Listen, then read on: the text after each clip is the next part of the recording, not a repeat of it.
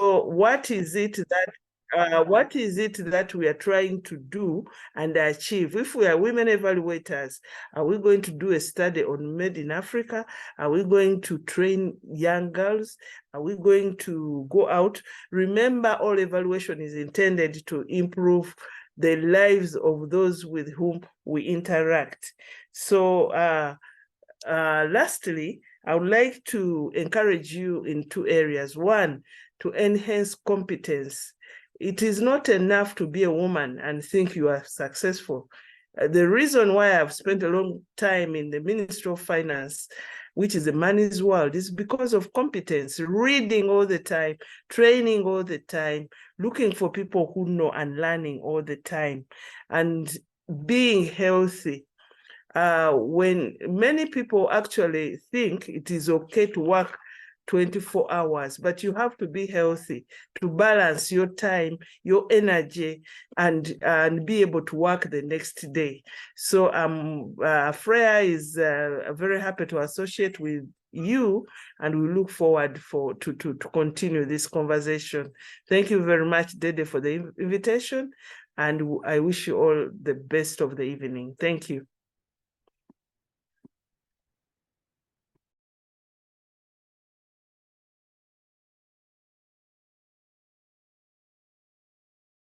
Up with some new ideas for how to take this forward. Thank you, Rosette. Okay. The program I have seen, Dream Big, Go High. So let me tell you about my journey to date. After my initial training, my life journey took 3 paths. Most of these were really not, in a sense, prepared or programmed other than the first one. The first path I took was as a trainer, a lecturer, a counselor, and a researcher in the Nigerian state in Nigeria, within the national educational system. I was a lecturer at the Federal College of Education, training technical teachers for secondary schools. I did that for 16 years, but also I was researching at the same time, doing counseling as a formal training, and also on an informal level. That led me to my next pathway, which was international development, continuing with some of the work I had started at the national level with gender equality, women in development, gender and development. And that took me to the International Development Research Center, IDRC, if you're familiar with it, a Canadian development agency, which basically supports research. And I did some very interesting work there. I was there for 7 years, first in Senegal, then in Nairobi. It was while I was in IDRC that I was invited to join to be one of the founding members of the Africa Gender and Development Evaluators Network. And the third pathway was independent consulting after I left IDRC, and that basically, I still third pathway. And so the independent consulting gravitated and grew into social enterprise. I would probably not call it, it's supposed to be a private, consulting business, but it's more towards social enterprise than profit making. And the joys and greens of these 3 pathways, what have they been? The first 2 allowed me to grow the network that Rossetti was talking about. A network of people nationally and internationally. This network becomes of critical importance when you delve into private consulting, or you retire and you want to keep working or keep helping. But the greatest joy comes from independent consulting, when I can find time to volunteer. So you don't get as much money, because that is a green for independent consulting. It's a lot of hard work, but at least your time is your time. You can decide what to do and what not to do. So go ahead and dream. The second part of my talk is talking about the dreaming part of it. We all have dreams. Whether they are clear or not is debatable. But I did have two very clear dreams growing up.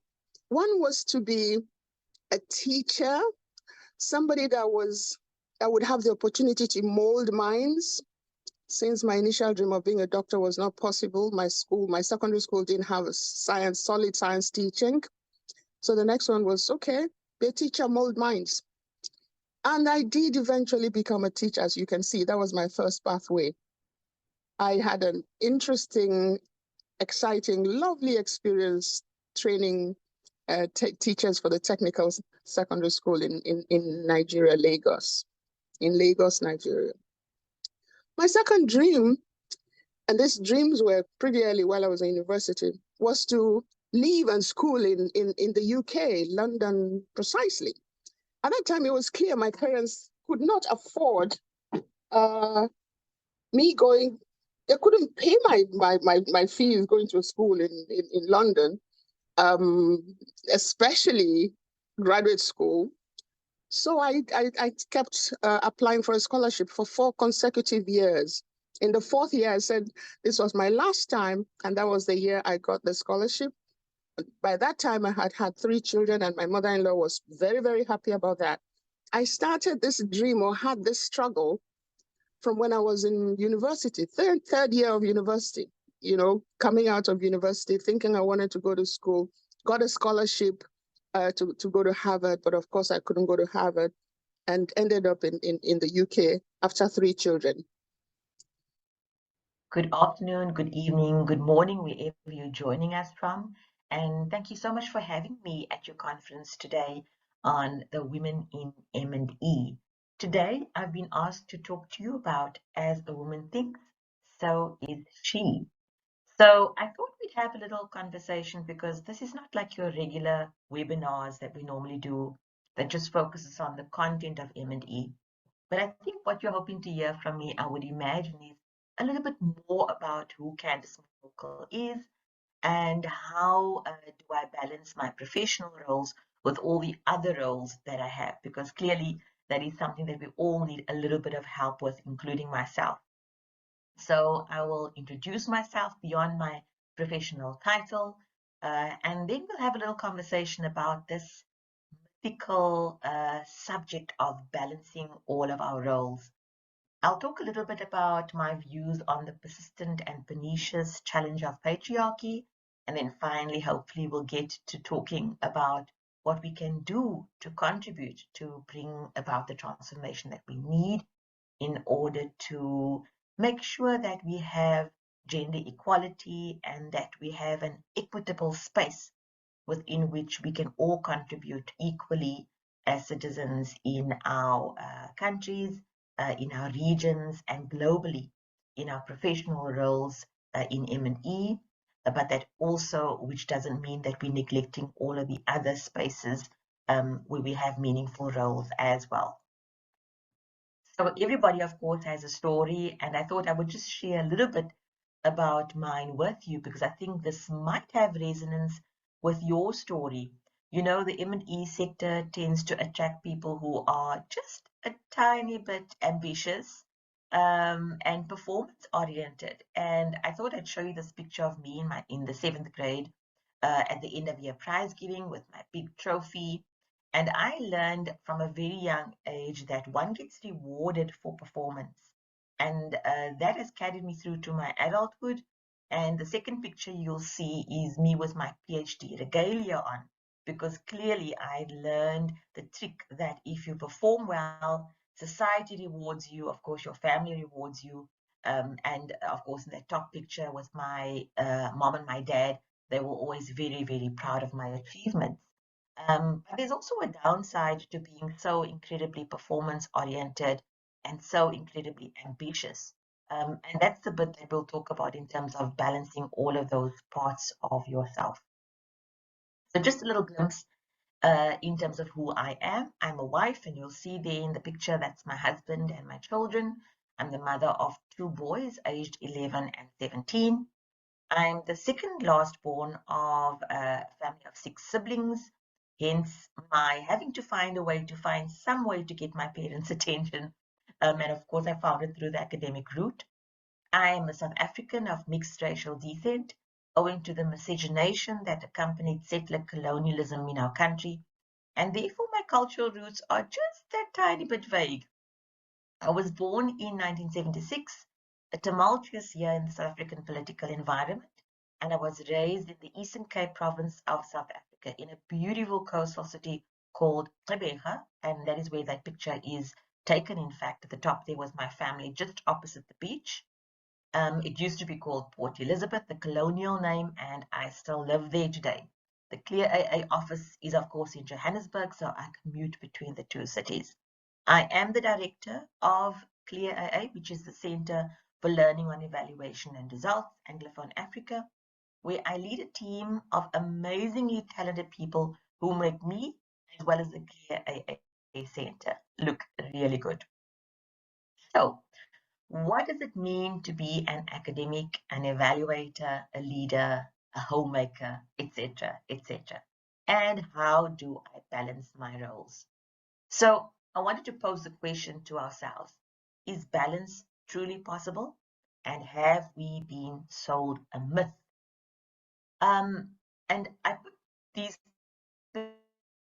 particular pictures together, not just to show you pictures of myself in my various roles, but actually to tell you a little bit of a story about one particular picture that relates to the issue of balance. And so you'll find that the picture with my sons, that was quite a number of years ago. And the little one was in grade 1, and that was the first day of school of grade 1. And this might look like a very successful picture of me balancing my motherhood and my professional life. But that particular day, I felt particularly sad and quite like a failure as a mother, because that was my child's first day of grade 1, and I would not be at home to receive him after school, after his very first day of school. Reason being, I had to be in Johannesburg to take up my role as the director of Clear AA, and I needed to be in the office.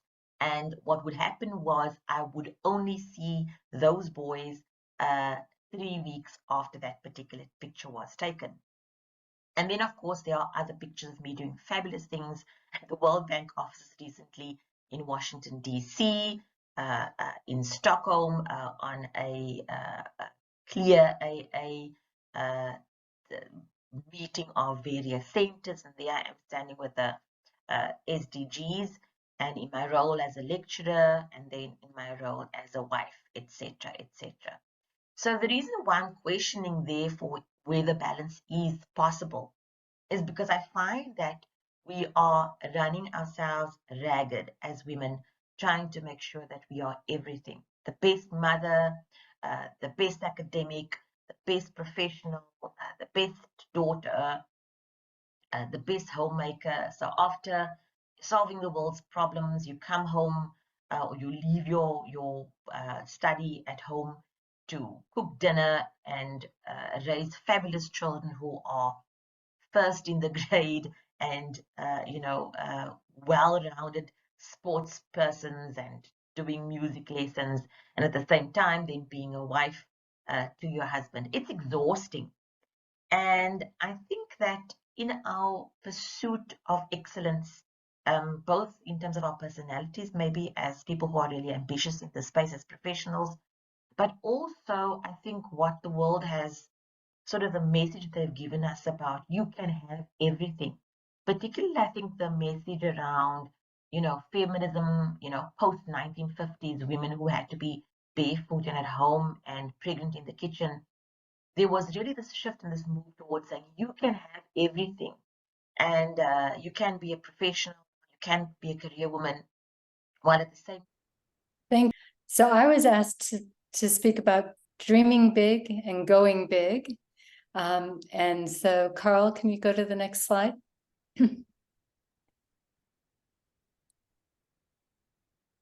So like the previous speakers, I discovered the passion for dealing with poverty, inequality, looking at gender issues through various stints when I was very young.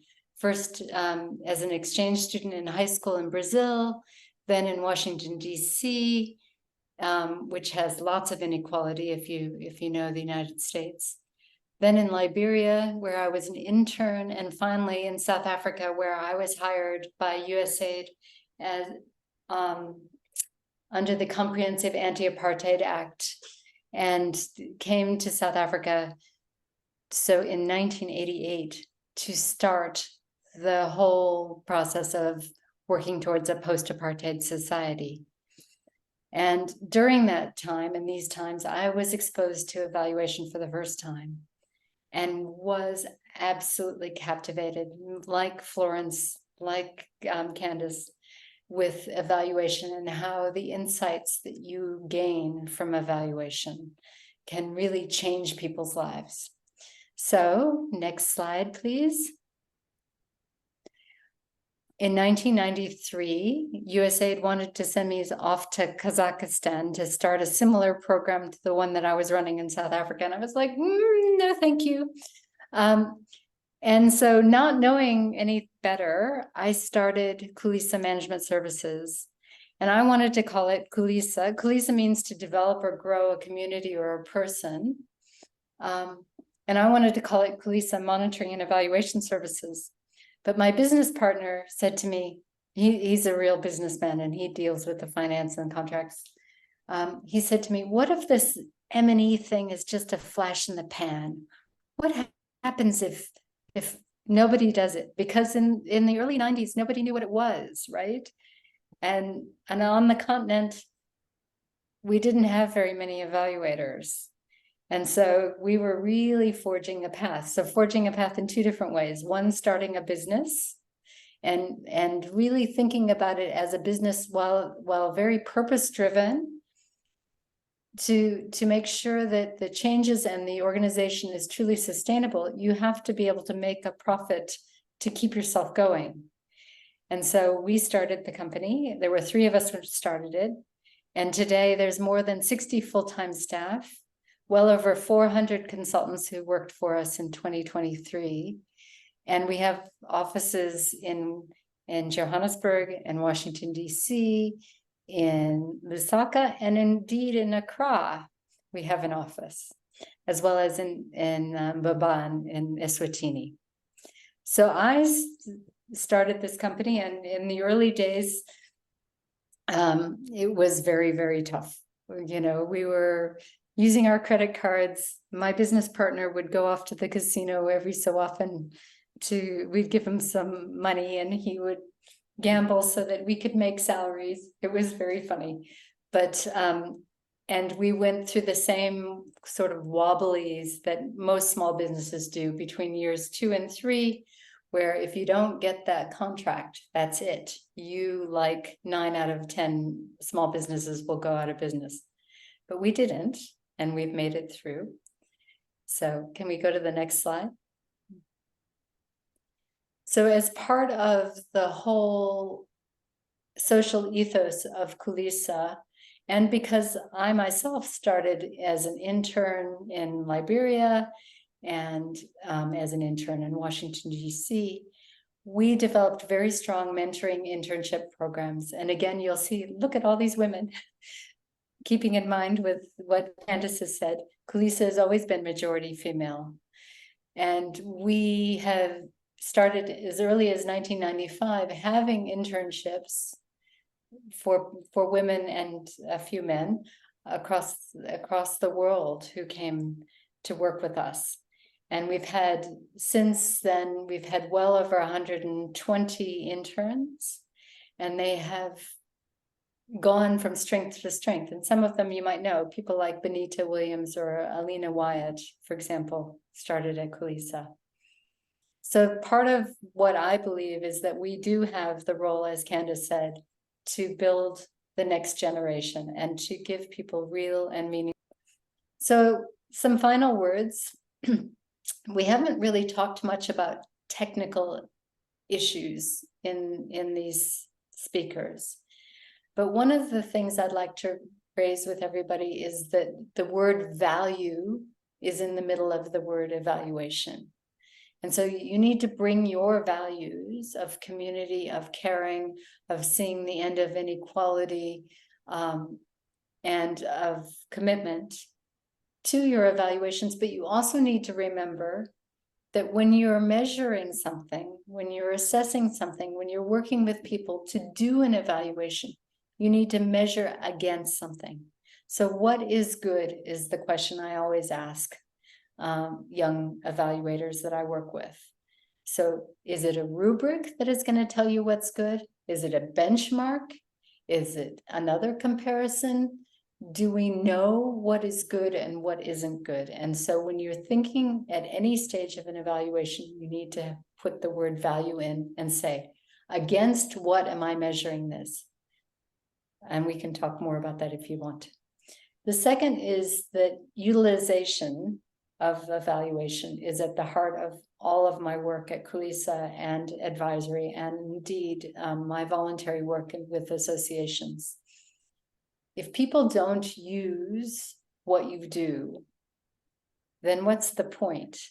And if you are always thinking of that outcome of utilization as being your core outcome, it changes the way you do the work. It changes the way you discuss and negotiate the evaluation questions. It changes the way you deal with the methodology. It changes the way you collect the data and you look at it.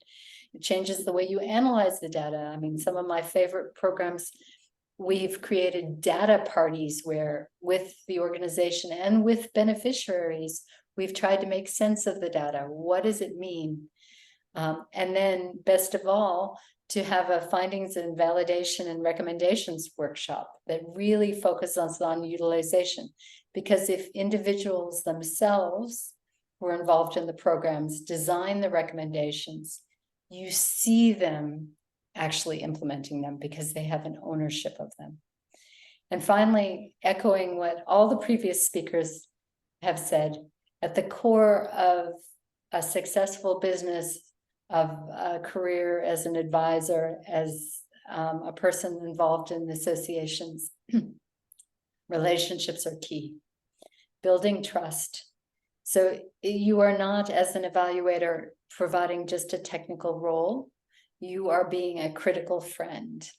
And those relationships of trust, again, contribute both to utilization and to achieving the evaluation core element of this.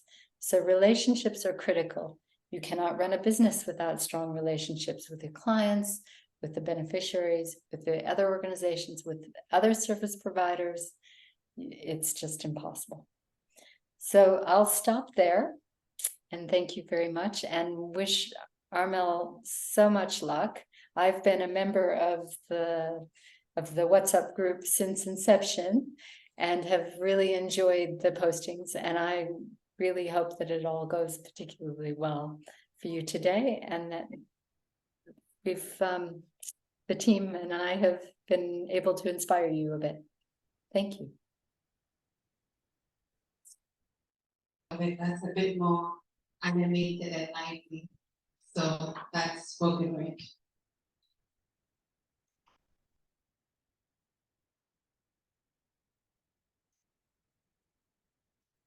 There is too much of me for enumeration.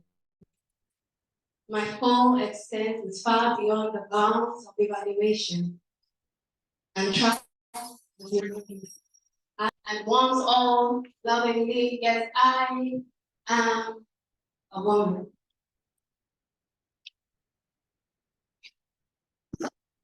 And in this field called life, I run many races on one track. I am many people in one person. I am a woman. Good morning, good afternoon, good evening. My name is Stephanie Coker, and I'm glad to join you virtually, although I can't be live with you today.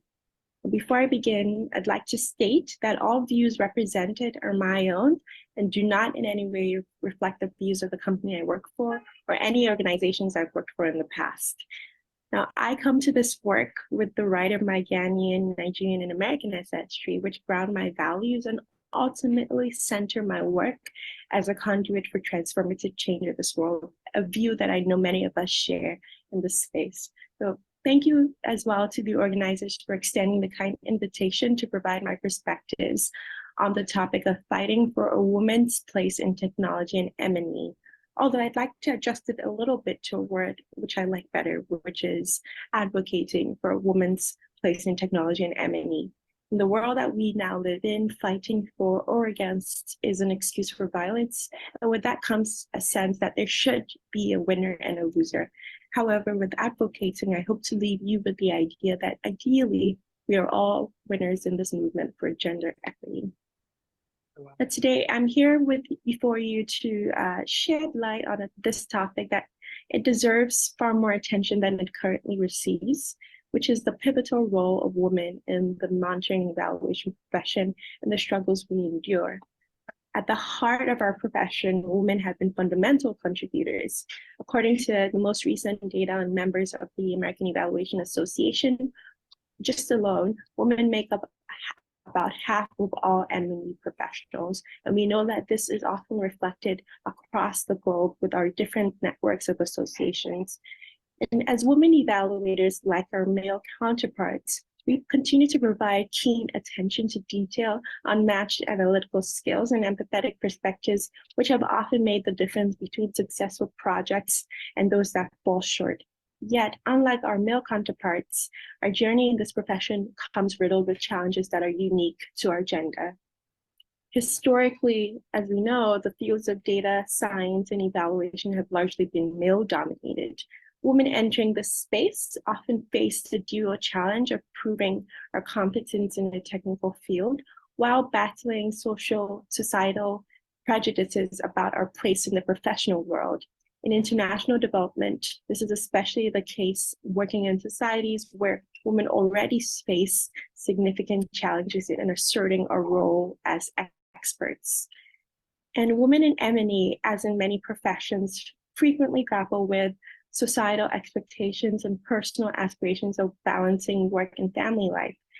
The demand for extensive field work, some irregular hours, and high levels of dedication can strain this balance. And as women continue to disproportionately hold the burden of caretaking within a household, this adds more to our plate. And while women are entering the M&E field in increasing numbers, there is still a distinct lack of female representation in leadership roles, a topic which, although has not been studied for extensively, we know from anecdotal experiences that sometimes we often earn less than our counterparts, and many women still find ourselves sidelined, our potential unrecognized. When it comes to field work, an essential part and aspect of M&E with data collection, this can sometimes place women in vulnerable situations, and we know of reports of gender-based violence and harassment during field assignments, which underscore the need for more protective measures and gender-sensitive training about data collection. And even without overt discrimination, unconscious bias can hinder the career progress of many women in M&E, whether it's a misplaced assumption about our technical abilities or overlooking us for more challenging assignments. These biases can have detrimental effects in the long run. And we might find ourselves needing to go further with proving our skills, with our education, just to demonstrate that we too deserve to be in the same spaces.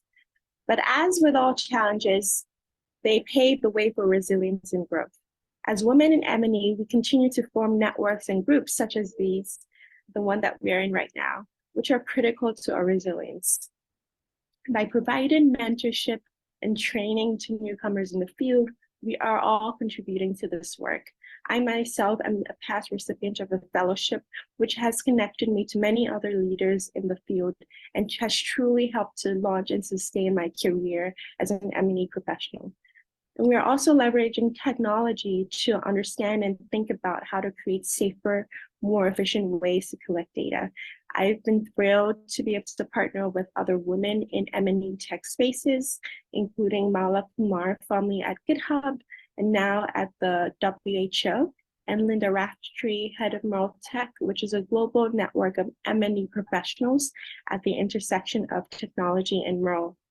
And together we continue to explore new ways of incorporating technology into our work. For example, we have an upcoming blog post about the use of generative AI in M&E for telling stories, which we were recently presented at the last American Evaluation Association conference. We're also advocating for policy changes at organizational and governmental levels to ensure good data governance and safer work environments. And importantly, we continue to elevate the voices of those often marginalized, which can ensure that evaluations are holistic and inclusive. So it's essential for organizations and stakeholders to recognize the struggles of women in M&E, not just to rectify past and present injustices, but to enrich the quality of evaluations and the impact of interventions. The journey of women in M&E serves as a reminder that our quest for meaningful impact and positive change is intrinsically linked with our commitment to gender equity. And it's high time we appreciate, support, and uplift the women who come together, who work to ensure that our projects and our programs indeed make a difference. Again, thank you for having me. These reflections have been shared from my own personal perspectives, but I hope to leave you all with some food for thought for our conversations today. Thank you. With children, so in my church, I serve in the children's ministry. That's just really, but I actually thought about helping children as a doctor. So that's why I pursued science. But aside that, I also was interested in nature, and I used to watch a lot of these nature focused documentaries on National Geographic and so on. So that's how my interest in the environment also came about. But going to uni, I after my first year of uni, so I did biological science at the University of Ghana. And after the first year, so during the time that I was there, this was between 2007 and 2011. When you enter medical school first year, that's when your grade or your grade point average determines whether you would move on to the medical school or you would stay on to just continue with the biological science program for 4 years. Medical school at that time was 7 years. Now it's reduced to 5 or 6.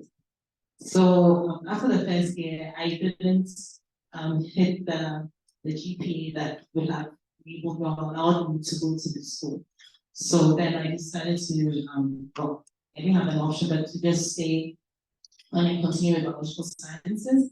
And then in my second year, I signed up for a number of introductory courses, and one of them was oceanography and fisheries. And so I thought that, oh, this area, I think I could do some groundbreaking stuff. Maybe I should do this career path and see where it lands me. Unfortunately, I started the program and I thought that, oh, this course would indeed give me some leverage or help me to make it. You know, and also because of my interest in the environment, and also because it's an area that requires some form of development within our space that's in Ghana and as a whole. It's something that people don't pursue. So I just thought that it would be a good area to make a difference. And actually, Rita and I were colleagues at uni, so I'm sure if she had time, she could also share her experience. But that's just by the way. So so as an oceanography and fisheries student, that course gave me a better understanding as to the things that happen along our coastal waters. It was very practical and hands-on. We learned how to swim. Of course, if you're close to water, you have to at least be knowledgeable in swimming, or else you drown. So then so in Ghana, for those who may not be familiar, so after my first degree, I did national service, and national service is a requirement, especially if you're someone who, a student who has gone through the public university. After you're done with your first degree, you have to serve the country or serve the nation. So that's what we call national service for about a year or a couple of months. Some people even extend the time of their national service. So then I stayed on at the department at the University of Ghana to serve the university. Then afterwards, I continued with a master's in marine and state conservation.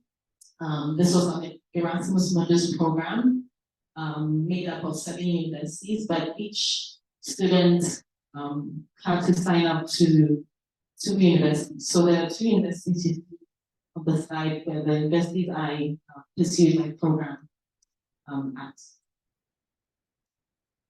Okay, so in terms of work experience, you can see that I've worked in different capacities, and some I've done on site, I've done some of my work remotely, and I still work remotely. So I taking courses on some organizations page, and then on Twitter, we have also over 30 followers as well. So you're welcome to follow us on LinkedIn, on Twitter. You can also be added onto the WhatsApp platform. Okay, so in short, I'll just like to share this newcomer guide for anyone who is venturing or wants to venture into the MBA space and doesn't know how to begin. That's some of the things that I've already mentioned or touched on, but I'll just highlight or just re-input them. So join an M&E professional group, attend M&E events. That's where you can get to meet people who are practicing in the M&E domain. Be abreast with ongoing trends or developments within the M&E space. And also try and gain M&E experience through the job training, apprenticeship, shadowing, or volunteering. So you can just, give off your time to. We're going to our keynote. Now, Mrs. Joanna, she's evidence, evidence, this is Joanna. I think Joanna has and has been in this business for over 80 years, isn't it? And worked with the UN, worked with the private sector. He has a wealth of experience in this. So we thought this is. I'm sure we are all familiar with platforms such as Udemy. And indeed, we are M&E. So the nature of what we do, within our business, we are into everything. We see everything. It's the woman who sees the fellow woman and knows that she was in that dress yesterday, last week, he has like. So you see, we see the nitty-gritties.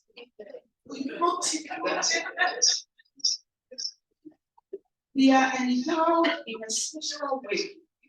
And sometimes people will say it is possible. But I say we are because the men are possible. After positive discussions, all believing, and with that is an innate knowledge, and the skill of something each of things that are become and so on. What we situate when we come to them?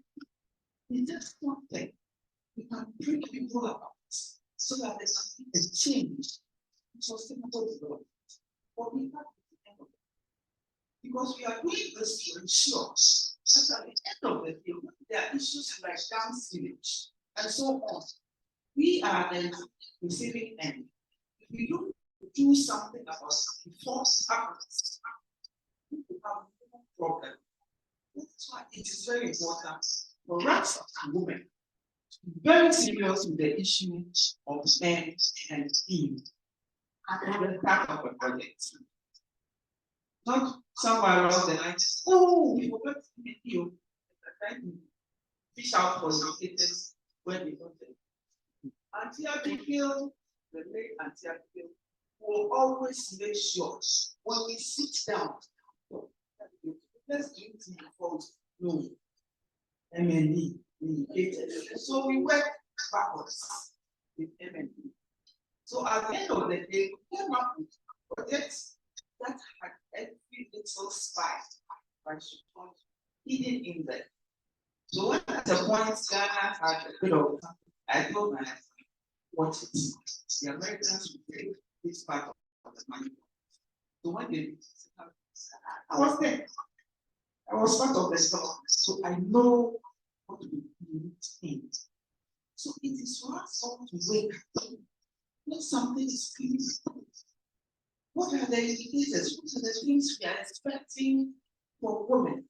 And if it is for women, remember it is for children, it is for men, it is for all. Because that is about it.